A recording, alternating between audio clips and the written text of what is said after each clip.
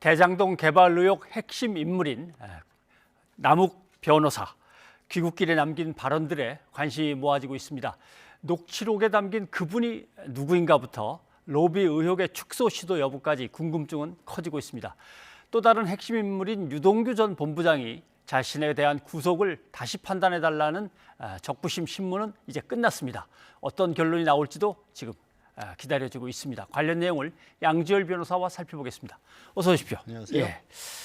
자, 남욱 변호사는 미국에서 이런저런 이제 인터뷰도 하고 뭐 글을 올리기도 하고 하면서 자기에게 이제 불리한 내용들을 이제 배제시켜 나갔는데 공항에 도착하자마자 이제 바로 체포돼서 조사를 계속 받았고 이제 여러 가지 뭐 조사 결과가 다 알려지지는 않고 있습니다만은 아무튼 제일 중요한 거는 이제 국민들이 기다리던 소식은 그분을 알고 있냐라고 하는 건데 이재명은 아니다. 이런 식으로 답을 했단 말이죠. 이 신빙성은 얼마나 될까요? 일단 이제 그 전에 귀국 전에 인터뷰 등에서는 유동규 전 기획본부장은 아닌 걸로 알고 있다라는 정도의 얘기밖에 안 했기 때문에 그러면 남은 사람이 혹시 이재명 현재 후보 아닌가라는 그런 의혹들을 좀 제기를 했지만 남욱 변호사는 확실하게 이재명 후보는 아니다라고 그렇게 얘기를 했죠. 사실 이 부분은 이 남욱 변호사의 말뿐만이 아니라 다른 사람들 사이에서도 그런 얘기가 비슷하게 있었고요.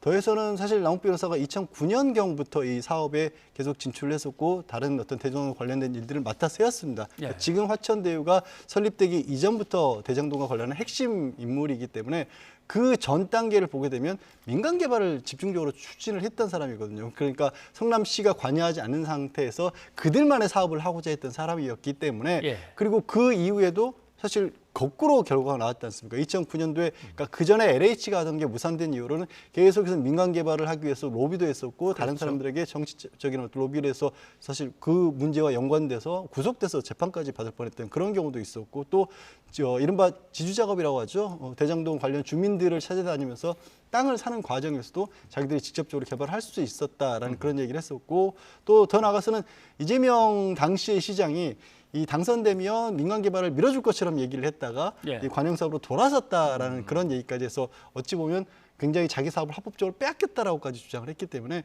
이런 부분들은 어느 정도 확인이 가능한 부분이거든요. 이게 뭐 그냥 혼자 지어낸다는 게 아니라 오랜 시간에 걸쳐서 쌓여왔던 것들이기 때문에 이런 부분에 있어서 진술을 뒷받침하는 내용은 쉽게 파악할 수 있지 않을까 싶습니다. 자, 남욱 변호사는 이재명 지사와 관계가 없다 이렇게 얘기를 했고 김만배 전 기자는 아니다. 이재명 지사가 아니다. 이렇게 얘기를 했고 수사를 담당하고 있는 서울중앙지검장은 그분이라고 하는 그 사람은 정치인이 아니다. 이렇게 답을 했습니다. 그러면 도대체 누구냐? 제3자. 뭐 돈을 많이 갖다 댄 사람인가? 도대체 누가 되는 걸까요?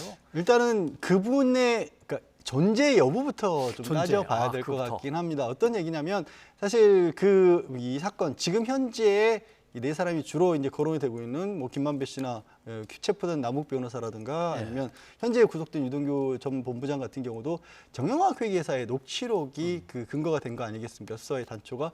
그런데 그들끼리는 주장하고 있는 내용이 뭐냐면 각자 사업에 성공한 이후로 부담해야 될 이 분담 비율을 가지고 다툼이 있었다. 실제로 관계자들 사이에 민사소송도 진행이 된 것들이 있고요.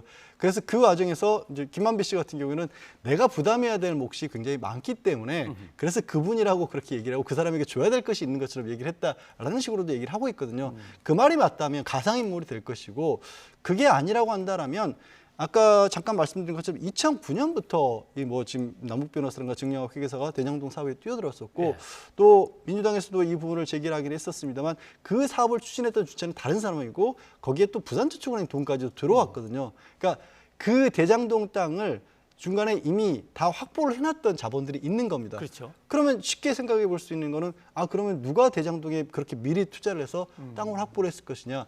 지분을 혹시 주장할 수 있는 사람이라면 그 땅을 확보에는 돈을 댄 사람일 가능성이 가장 높지 않을까 싶습니다. 만약에 존재한다면. 알겠습니다.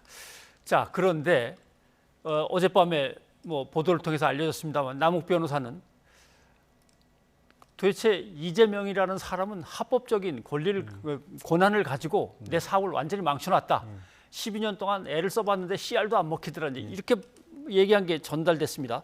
김만배 씨도 합법적인 얘기를 합법적인 과정에서 다 이루어진 거다라는 얘기를 강조하고 다들 합법을 강조하는데 미리 말을 맞춘 걸까요? 아니면 뭐 과정 자체가 그렇게 진행이 돼 온 걸까요? 일단 글쎄 뭐 그런 부분은 추가적으로 알아봐야겠지만 저기서 합법을 강조하는 부분은 이 대장동을 둘러싼 의혹을 볼 때 좀 나눠서 봐야 될 부분이 분명히 있어 예. 보입니다. 어떤 얘기냐면 성남시에서 성남도시개발공사를 통해서 성남의 뜰을 만들어서 이 민간들이 이미 대장동에 투자를 하고 있는 사람들과 함께 대장동을 개발하도록 한 부분이 있습니다. 예. 그 과정에서 혹시 법적인 하자가 있는지를 봐야 될 것이고 성남시와 연결된 부분에 예. 있어서고요.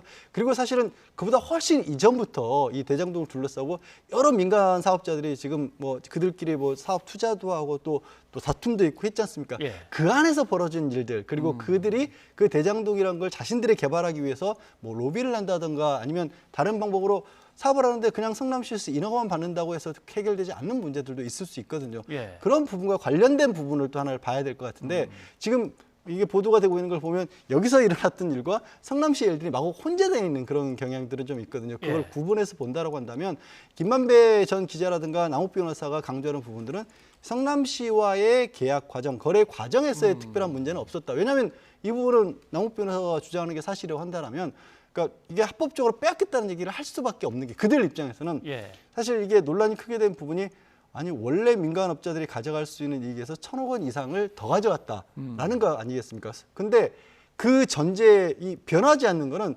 성남시에서는 돈을 전혀 들이지 않고 적어도 5,600억 원 가량, 그러니까 현금으로 따지면 1,800억 가량을 그들로부터 받아낸 거거든요, 사실. 예. 그러니까 남욱 변호사 입장에서 본다면 만약에 그냥 인허가만 해주고 우리가 자체적으로 개발했더라면 그 돈이 다 자기들 것이라는 얘기가 될 수 있지 않습니까? 늘 원하던 식으로 민영 개발로 가만히만 뒀더라면 그게 다 자기 몫으로 다시 오는 건데란 그런 의미. 그러나 그런 성남의 뜰 같은 것을 만들고 컨소시엄을 형성하고 하는 모든 과정은 뭐 법대로 조례대로 다 했을 네. 테니까 그건 이제 합법적이라는 얘기가 이제 그렇게 되겠군요. 주장을 하는 거죠. 예. 알겠습니다. 그러면 로비를 그럼 한 거는 이건 틀림없이 불법일 텐데 예, 뇌물이 오고 가고 한 걸로 볼 수도 있고 횡령이나 배임도 가능하고 하니까 서로 얘기가 조금씩은 다른 것 같습니다. 뭐 5명의 뭐 50억 클럽 얘기가 나왔다가 이제 2명은 내가 얘기를 들었는데 나머지는 모르겠다. 이거 뭐 자꾸 범죄로 갈 수 있는 혐의를 축소시키는 건가요? 뭐 약간은 맞지 않는 부분이 있습니다만 분명히 어느 정도의 로비를 하려고 했던 것만은 맞아 보입니다. 왜냐하면 50억 클럽의 존재 자체는 공통된 얘기를 하고 있고 말씀하신 것처럼 6명이냐 7명이냐 뭐 2명에게 실제로 줬다 이런 얘기가 나오는 정도라고 한다면 이것까지 아예 없었던 사실로 보기는 어려워 보입니다. 예. 그리고 한 가지 생각해 볼 수 있는 건 아마 남욱 변호사도 뭐 변호사이기 때문에 본인이 받고 있는 혐의들 중에서 자기가 연관돼 있던 부분을 부인할 수 있는 부분이 있고 부인하지 못할 부분이 있다는 건 어느 정도 생각을 했을 겁니다.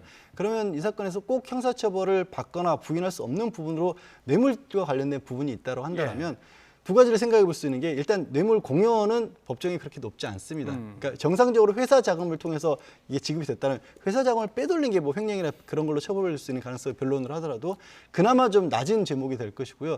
두 번째로는 실제 로비 명목이라고 얘기는 쉽게 할 수 있지만 예. 이게 어떤 대가 관계를 입증하기는 굉장히 어려워 보입니다. 대표적으로 지금 경찰에서는 지금 저 곽상도 의원의 아들이 받은 50억 원이라는 거를 이제 검찰에 이건 기소를 해야 될 것이라고 협의를 해서 송치를 하겠다고 했지만 예. 실제로 곽상도 의원이 뭘 들어줬느냐 이 부분을 밝혀내는 게 그 경찰에서 보듯이 실제로 뇌물에 해당한다고 하더라도 이게 굉장히 어려운 일이거든요. 그래서 아마 그런 부분도 생각할 수 있지 않을까. 구체적인 대가 관계가 없으면 설령 돈을 줬다고 할지라도 뭐 주기로 약속을 했다고 할지라도 처벌하기는 어려울 것이다라는 그런 생각도 할 수는 있을 겁니다.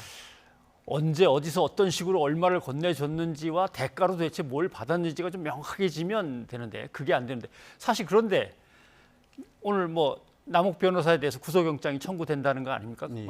그러면 근데 요 전에 김만배 전 기자도 그런 부분들이 명확히 드러나지 않은 상태이기 때문에 영장이 기각돼 버렸는데 청구가 그럼 남욱 변호사 오늘 밤에도 이게 또 제대로 될까? 이제 이런 생각들을 하고 있거든요. 사실 그런 부분이 과연 영장 청구까지 이루어질 수 있을까? 검찰에서 굉장히 곤혹스러울 것이 영장 청구를 하지 않는다라고 한다면 스스로 지금 진행해온 사건이 잘못 진행했다는 걸 그렇죠. 스스로 자인하는 것이고 예. 그렇다고 해서 청구를 해서 혹시라도 기각이 되면 또 한 번 수사 동력이 굉장히 크게 떨어질 수밖에 없는 상황입니다만 또 그렇다고 아예 또 말씀드린 것처럼 청구 안 하자고 하다니 그러면 여태까지 지금 뭐 김만배 씨라든가 김만배 전 기자라든가 유동규 전 기획본부장에 대해서 이 관여했다라고 봐서 영장을 청구했고 또 유동규 전 본부장은 내일 또 기소도 해야 되는 그런 상황이거든요. 어떻게 보면은 이게 뭐 빠져나갈 수 없는 그런 상황이라고 해야 될까요? 그래서 관심 있게 봐야 될 부분은 남욱 변호사에게 대해서 구속영장을 청구하는 데 있어서 검찰이 적용하는 혐의가 뭔가 굉장히 중요해질 것으로 보입니다. 이것도 근데 참 곤혹스러운 게 유동규 전 본부장에게 애초에 적용했던 혐의가 크게 달라지게 되면 그것도 또 잘못한 게 될 수가 있거든요. 그래서 그 고민을 가장 크게 하지 않을까 싶습니다. 자, 그분은 누군지 아직 밝혀지지 않은 것 같고, 그 다음에 녹취록에 일단 웬만한 내용들은 잘 이렇게 스토리는 나와 있는데 거기에 대한 이제 증거 기록이나 계좌 추적 결과라든가 이런 것들이 명확하지 않아서 고생하고 있다 검찰 수사팀이 이거는 느껴지는데 사실은 거의 다 와서 이제 마지막 퍼즐 맞추기에 남은 건지 아니면 퍼즐을 전혀 못 맞추고 있는 건지 어떻게 봐야 될까요? 일단 달라진 부분이라고 한다면 어제 이제 그 국회 법사위에서 김호수 검찰총장 국정감사 과정에서 자금 추적을 하지 않았다는 그런 지적이 있었던 부분에 대해서 계좌 추적을 굉장히 열심히 하고 있다라고 또 밝혔거든요. 근데 계좌 추적을 그러면 수사팀 구성되고 20일, 그러니까 실제로 수사를 할 수 있었던 기간을 한 12일 정도로 얘기를 하더라도 그러면 그 가능한 정도의 계좌들은 다 이미 확보를 했다라고 봐야죠. 다만 상당히 복잡한 내용들, 뭐 아까 말씀드렸다시피 한 2009년경부터 이들이 사업에 관여를 했다라면 그 사이에 어떻게 보면 돈의 흐름 같은 걸 파악하는데 시간이 좀 흐를 수는 있거든요.